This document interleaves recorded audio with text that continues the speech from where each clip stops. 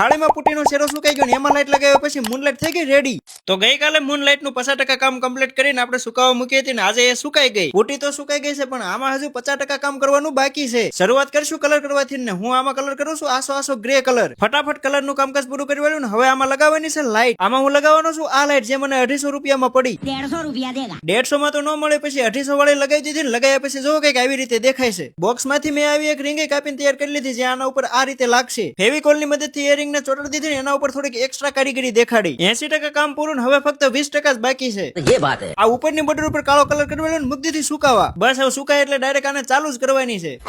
આવું બધું બનાવવામાં મહેનત બહુ થાય પણ તમે બધા લાઈક કરીને ફોલો કરવા જો એટલે આવા નવા ધેતિંગ કરતો રહો.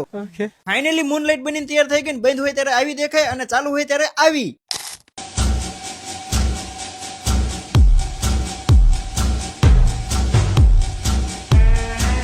હાલો ફોલો કરવાનું ના ભૂલતા ને કોમેન્ટમાં જણાવો હવે શું બનાવવું.